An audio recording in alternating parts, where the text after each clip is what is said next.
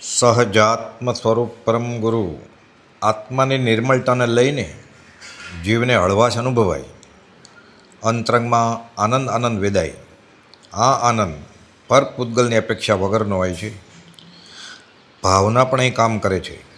પર પૂતગલને આધારે થતો આનંદ સુખરૂપ લાગે અને પર પૂતગલ વગરનો અંતરંગનો આનંદ સુખ સાથે શાંતિનો અનુભવ કરાવે. એકમાં આકુલતા વ્યાકુલતા છે, વ્યક્ત અવ્યક્ત ભય હોય છે. એકમાં ધરાપો હોય છે, એટલે કે પરિતૃપ્ત પણ હોય છે, પૂર્ણ કામ પણ હોય છે. જોઈએ છે અને મળે છે ત્યાં પુણ્ય ખર્ચાયું, સહજ જ મળ્યું ત્યાં ઉત્તરોત્તર પુણ્ય વધતું જાય. પુણ્યાનુબંધી પુણ્ય જીવને છેક શાશ્વત સુખે પહોંચાડે.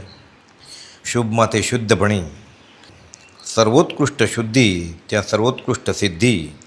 સહજાત્મ સ્વરૂપ પરમ ગુરુ પરમાત્મા શ્રીમદ રાજચંદ્ર ભગવાનના વચનામૃત વંચાય છે. પત્ર ક્રમાંક 32, વવાણિયા, અષાઢવદ ત્રીજ, બુધ 1944. આ એક અદ્ભુત વાત છે કે ડાબી આંખમાંથી 4-5 દિવસ થયા એક નાના ચક્ર જેવો વીજળી સમાન ઝબકારો થયા કરે છે, જે આંખથી જરા દૂર જઈ ઓલવાય છે. લગભગ 5 મિનિટ થાય છે કે દેખાવ દે છે. મારી દ્રષ્ટિમાં વારંવાર તે જોવામાં આવે છે. એ ખાતે કોઈ પ્રકારની ભ્રમણા નથી, નિમિત્ત કારણ કઈ જણાતું નથી.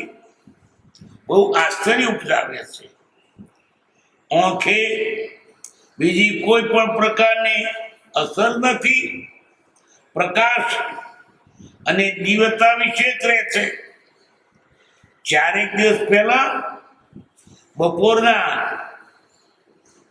2:20 એક આશ્ચર્યભૂત સ્વપ્ન પ્રાપ્ત થયા પછી આ થયું હોય એમ જણાય છે. અંતઃકરણમાં બહુ પ્રકાશ રહે છે, શક્તિ બહુ તેજ મારે છે, ધ્યાન સમાધિ સ્તરે છે.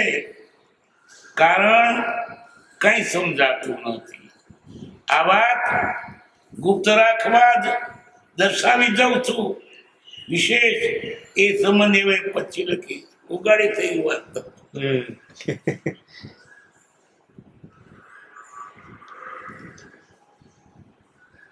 આ એક અદ્ભુત વાત છે. ડાબી આંખમાંથી 4-5 દિવસ થયું નાના ચક્ર જેવો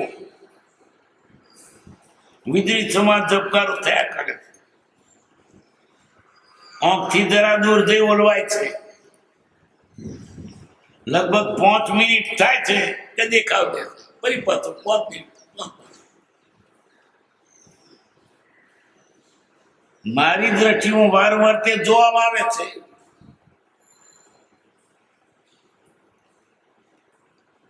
એ ખાતે કોઈ પ્રકારની ભ્રમણા નથી કે ભ્રમણા છે કે ના દેખાય છે ને, કલ્પના નથી, ભ્રમણા નથી, દેખાય છે. નિમિત્ત કારણ કઈ જણાતું નથી. શાથી દેખાય છે એ કઈ સમજાતું નથી. કઈ કારણ આમ જો કઈ હોય, કઈ કશું થયું હોય એવું નથી. બહુ આશ્ચર્ય જણાવે છે. આશ્ચર્ય લાગે કે આ શું બને છે. આંખે બીજી કોઈ પણ પ્રકારની અસર નથી. આંખ દુખતી હોય કે કઈ બીજું તેજ ઘટ્યું હોય કે ડોળો ફરી ગયો હોય, કશું નથી.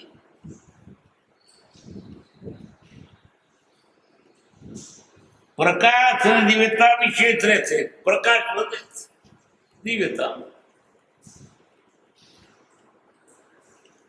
4 દિવસ પહેલા બપોરના 2:20 બપોરે સ્વપ્ન આવેલું કૃપાલય કહે છે. આશ્ચર્યભૂત સ્વપ્ન. પાછું કેવું આશ્ચર્યભૂત. પ્રાપ્ત થયા પછી આ થયું હોય એમ જણાય છે.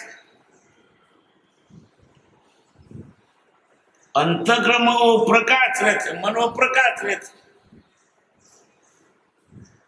એટલે મન બધું જણાય છે, આનંદ વર્તે છે, પ્રકાશ છે. શક્તિ બહુ તેજ મારે છે. સારી શક્તિ એટલી નહીં, આધ્યાત્મિક અને માનસિક બધી.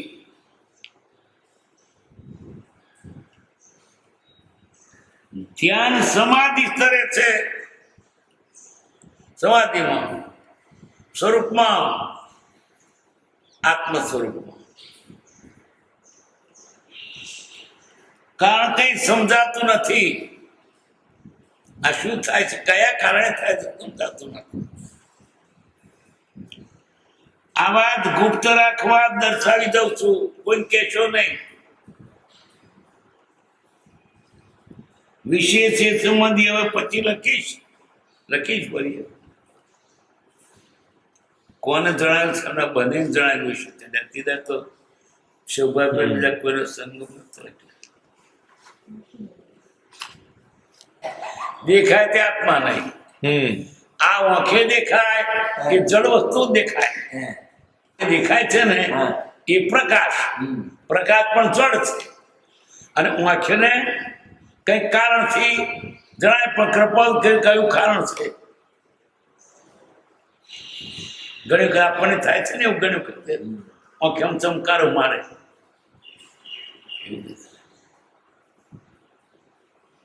આત્મા પ્રકાશ એ આત્માનો હોય. પ્રકાશ જડ વસ્તુનો હોય.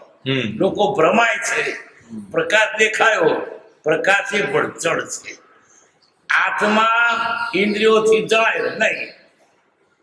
ઇન્દ્રિયોથી જણાય તે બધા ભૌતિક પદાર્થ. તેજ મારે તે ભૌતિક પદાર્થ. આત્મામાં ભૌતિક કોઈ ગુણ નથી. દેખાય નહીં, સ્પર્શાય નહીં, સૂંઘાય નહીં, ગંધાય નહીં. સ્પર્શાય નહીં, ધોળો નહીં, કાળો નહીં, તીખો નહીં, ટૂંકો નહીં, લોબો નહીં, હલકો નહીં, ભારે નહીં. ભૌગોલિક નો કોઈ પણ ગુણ તેને છે નહીં. એના ગુણો છે ઘણા, અનંત ગુણો છે. પણ આ જળ ચેતન નો કેવળ પ્રગટ સ્વભાવ એક પણ પામે નહીં. આ તો કૃપાવદે નિવેદન કર્યું, આ બમાણે છે.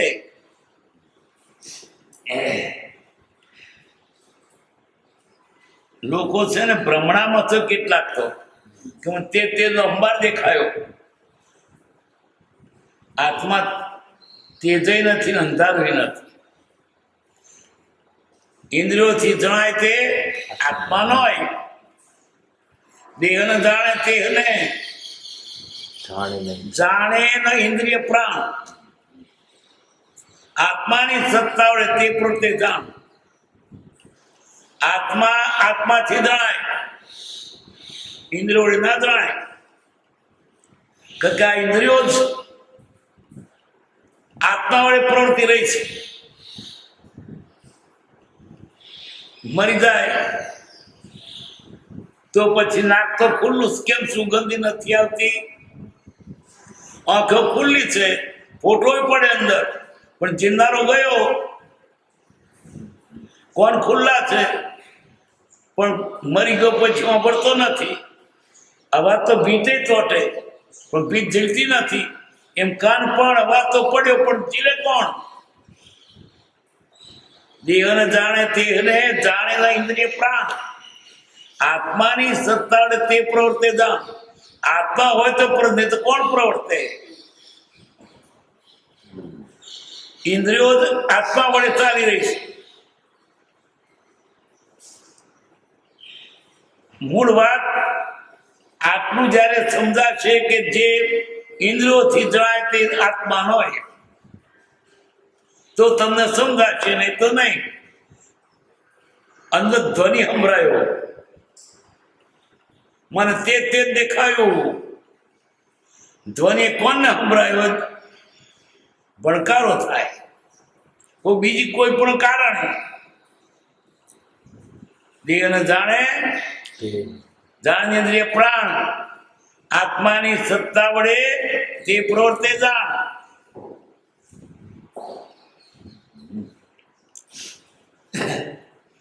ઉપનિષદમાં એક વાત આવે છે, એ વાત અમે ભણાવતા છોકરાઓને પાઠ આવતો હતો. જીવા બાપા તમે જશો નહીં. હું તો ઉપનિષદની વાત છે. એક વખત ઇન્દ્ર તકરાર પડી. જીભ કે થવું મોટું, કાન કે થવું મોટું, આંખ કે થવું મોટું, કાન કે થવું મોટું, પગ કે છે મારા વડે, હાથ કે થવું મોટું. આવું નિર્ણય શું કર્યો?